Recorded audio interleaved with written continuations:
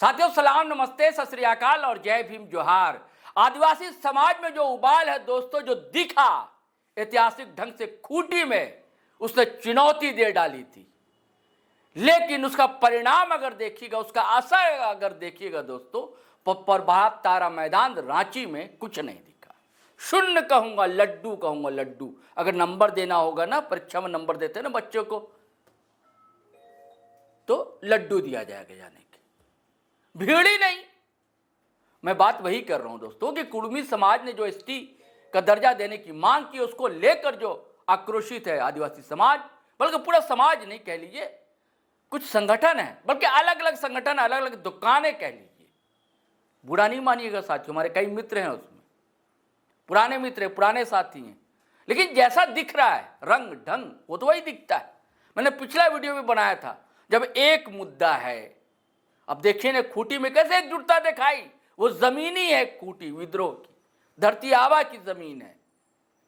तो जब आप धरती आबा को, बिरसा मुंडा को धरती आबा मानते हैं, उनके पदचिन्हों पर चलते हैं, तिलका भांजी, सबको नाम लेते हैं आप लोग, फूलो झानो, कई नाम लेते हैं ना, सीधो कानो, कई क्रांतिकारी वीर है, शहीद है, जिन्होंने बलिदान दिया। और हमेशा आदिवासी समाज जो है सत्ता के खिलाफ विद्रोह करता है, जुल्म अत्याचार के खिलाफ विद्रोह करता है। लेकिन ये अलग ढंग का विद्रोह है आजकल जो देखने को मिल रहा है, और उसी में अलग अलग संगठन है।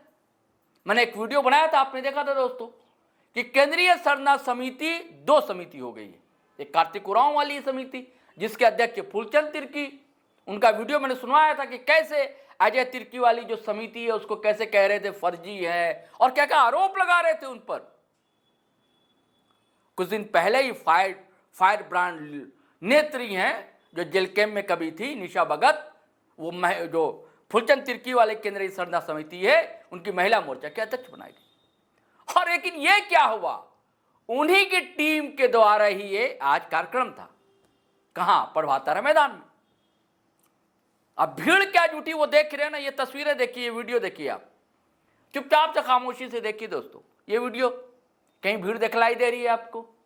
हाँ, लोग हैं, ये ऐसा नहीं कि भीड़ नहीं है, लेकिन मजमा जैसे जुटना चाहिए, है ना। एक एक जत्था जगह जगह दिख रहा है ना आपको, तस्वीरों में, वीडियो में दिख रहा है। और आपने पिछला वीडियो आपने देखा था, खूंटी वाला, गजब भीड़, जहां देखिए सर ही सर, मुंडी ही मुंडी दिखलाई दे रही थी। और यहां मैदान दिखलाई दे रहा है रह रहकर, है ना। महिलाएं हैं, महिलाओं की संख्या हमेशा आदिवासी समाज में, महिलाएं हमेशा अग्रणी रहती, अग्रिम पंक्ति में रहती है हमेशा महिलाएं, और यहां भी महिलाएं हैं, लेकिन भीड़ कम जुटी। अब इसका क्या कारण था पता नहीं। फूलचंद तिर्की तो कहते हैं कि हमने भाई बहुत जुटान किया, रामगढ़ से, लातेहार से, यहां से, वहां से, लोहरदगा से हमारे सरना समाज के लोग आए, लेकिन बड़ा बेआबरू हो गए। गालिब चचा एक शेर कह गए दोस्तों कि निकलना खुल्द से आदम का सुनते आए थे, लेकिन खुल्द यानी कि जन्नत कहते हैं, निकलना खुल्द से आदम का सुनते आए थे, लेकिन बड़े बेआबरू होकर तेरे कूचे से हम निकले। तो बड़ा बेआबरू होकर ये अपने ही मंच से जो है निकल गए। कौन? फूलचंद तिर्की, और कौन? तो निशा भगत। और कैसे बमक गए दोस्तों, ये भी हम आपको सुनवाएंगे इस वीडियो। क्या क्या आरोप लगा डाला।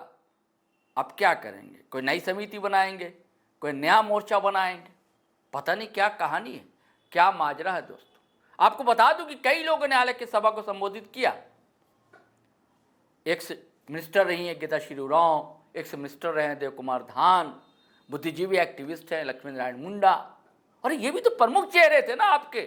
हाँ, प्रेमशाही मुंडा का नाम नहीं लिया मैंने, प्रेमशाही मुंडा ने भी कहा, लक्ष्मी नारायण मुंडा ने भी कहा, और ये तो प्रमुख चेहरे थे, फूलचंद तिर्की और फायर ब्रांड लीडर नेत्री निशा भगत। इनको बोलने ही नहीं दिया गया, मंच पर जगह ही नहीं मिली साहब, बेआबरू होकर निकले वाली बात हो गई। अब सुनिए इन दोनों का वक्तव्य।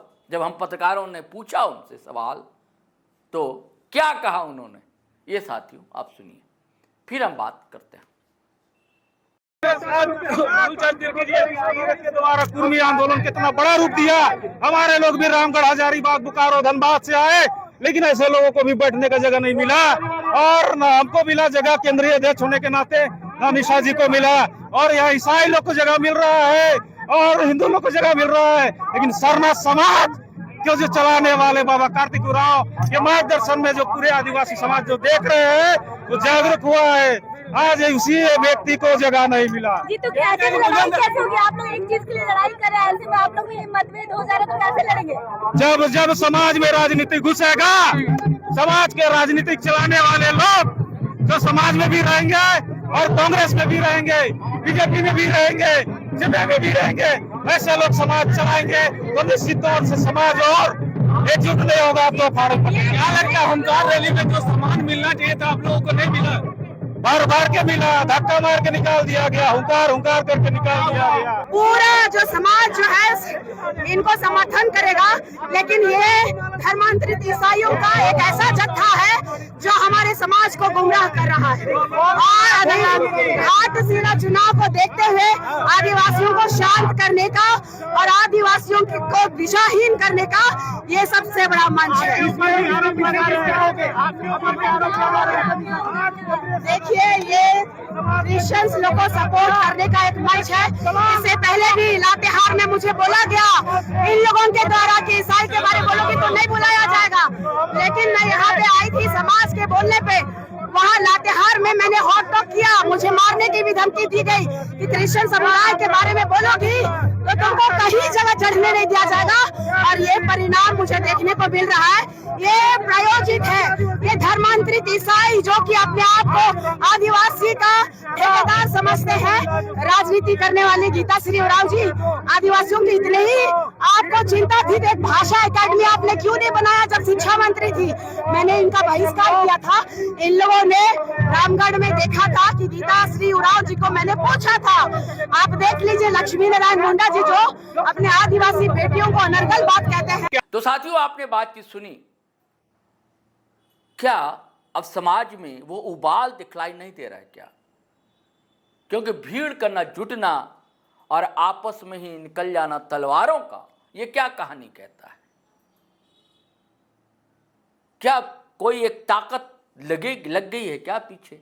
मैंने एक वीडियो में बताया था कि केंद्र सरकार और राज्य सरकार भी अभी इस कोशिश में है कि मामला अब इतना तूल ना पकड़े।